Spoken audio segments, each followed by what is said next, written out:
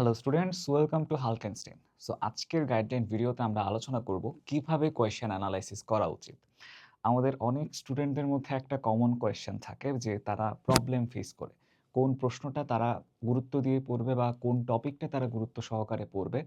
অর্থাৎ কোনটা 3 star topic, কোনটা 2 স্টার টপিক বা কোনটা ইম্পোর্টেন্ট নয় সেটা তারা অনেকেই বুঝতে পারে না। দেখো আমাদের যে থিওরিটিক্যাল সাবজেক্ট আছে, ফর এক্সাম্পল ম্যানেজমেন্ট। এই ম্যানেজমেন্ট হচ্ছে কমপ্লিটলি থিওরিটিক্যাল। এখন এখানে ভালো করতে হলে তোমাকে গদ বাঁধা সবকিছু মুখস্থ করলে দেখা যাবে যে কি তোমার ওই পড়াটা কোনো কাজে লাগছে না।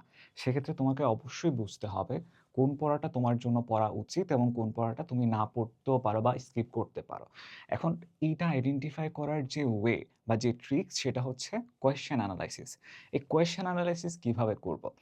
তার জন্য প্রথমেই যে ধাপটা আসে বা একদম ফার্স্ট স্টেপ যেটা সেটা হচ্ছে কি chapter wise concept clearance. Concept clearance জিনিসটা দ্বারা আমরা কি বোঝাচ্ছি? প্রথমত বইয়ের শুরুতে বা প্রত্যেকটা চ্যাপ্টারের শুরু থেকে শেষ পর্যন্ত যে টপিকগুলো আছে সেই টপিকগুলোর উপর তোমার ভালো একটা ধারণা অবশ্যই থাকতে হবে। তার পরবর্তীতে যেটা আসে সেটা হচ্ছে কি সলভ বোর্ড কোয়েশ্চেন্স।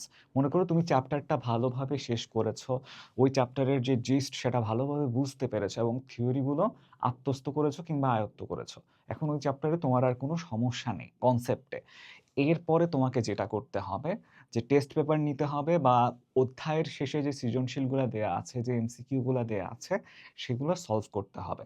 শুরুতে তোমরা প্রবলেম ফেস করতে পারো, বাট যত বেশি তুমি কোয়েশ্চেন সলভ করবে তত বেশি তোমার মধ্যে ফ্লুয়েন্সি চলে আসবে।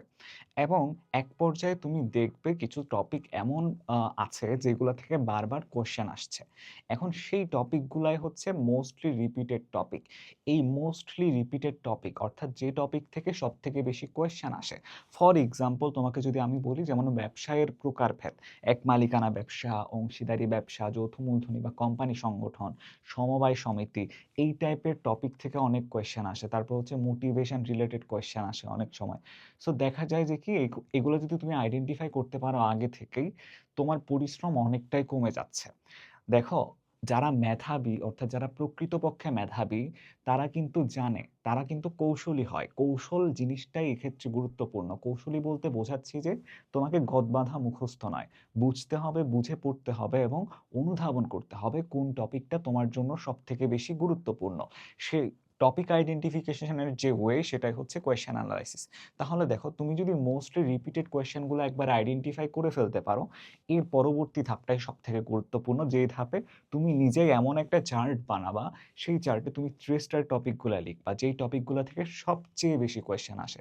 তারপরে 2 স্টার টপিক লিখবা যেই টপিক থেকে মোটামুটি কোয়েশ্চেন আসে। এরপর হচ্ছে 1 স্টার, যেগুলো থেকে সচরাচর কোয়েশ্চেন আসে না। সো দেখা যাবে যে পরীক্ষার আগের রাতে যদি তোমার হাতে এই চার্টটা থাকে, তখন তুমি খুব সুন্দরভাবে স্বল্প সময়ের মধ্যে তোমার পড়াটাকে গুছিয়ে রিভিশন করতে পারবে। সো এই জন্যই বলা হয় যে কোয়েশ্চেন অ্যানালাইসিস সব থেকে গুরুত্বপূর্ণ। এটা তোমাকে কৌশলী হতে শেখায়। শুধুমাত্র গদ বাঁধা মুখস্থ বিদ্যায় কিন্তু তোমাকে সফলতা এনে দিবে না। এখন দেখো, তোমাদের জন্য এই রিলেটেড আরো অনেক ডিসকাশন, আরো অনেক টপিক নিয়ে আমরা কথা বলবো। সো এই জন্য তোমাদের যে নতুন কোর্সটা আমরা লঞ্চ করতে যাচ্ছি সেটা হচ্ছে কি business studies for SSC 28 complete academic programme. এই প্রোগ্রামটিতে তোমাদের জন্য আমরা কি কি রেখেছি সেটা যদি একবার বলি। প্রথমে যেটা থাকছে সকল বিষয়ের উপর academic basic to advance class. একাডেমিকের একদম গোড়া থেকে শুরু করে তুমি যদি কিছু নাও জানো সেই অবস্থা থেকে তোমাকে আমরা একদম অ্যাডভান্স লেভেল পর্যন্ত যাবতীয় তথ্য থেকে শুরু করে যতভাবে তোমার ওই প্রিপারেশন জার্নিটা স্ট্রং করা যায় আমরা তোমাদের সাথে আছি। তার পাশাপাশি দেখো টেস্ট পেপার সলভিং ক্লাস। এই টেস্ট পেপার সলভিং থেকেই মূলত এই কোয়েশ্চেন অ্যানালাইসিসের কনসেপ্টটা আসছে। এরপরে থাকছে বোর্ড স্ট্যান্ডার্ড এক্সামস। বোর্ডের যে কোয়েশ্চেনগুলো হয় সেই কোয়েশ্চেনের যে স্ট্যান্ডার্ড থাকে আমরা সেই স্ট্যান্ডার্ডটা মেনটেন করে তোমাদের জন্য অনেকগুলো এক্সামস রাখছি। মূলত এটা তোমাদের প্রিপারেশনকে বুস্ট আপ করার জন্য। যত বেশি প্র্যাকটিস করবে তত বেশি তোমাদের প্রিপারেশনটা ভালো হবে। তার পাশাপাশি ইনফিনিটি স্কুলের টি শার্ট থাকছে তোমাদের জন্য, ইনফিনিটি এআই ভাইয়া থাকছে, অলসো কমিউনিটি সাপোর্ট থাকছে। সব কিছু মিলিয়ে কিন্তু এই কোর্সটা তোমাদের জন্য অনেক বেশি হেল্পফুল হতে যাচ্ছে।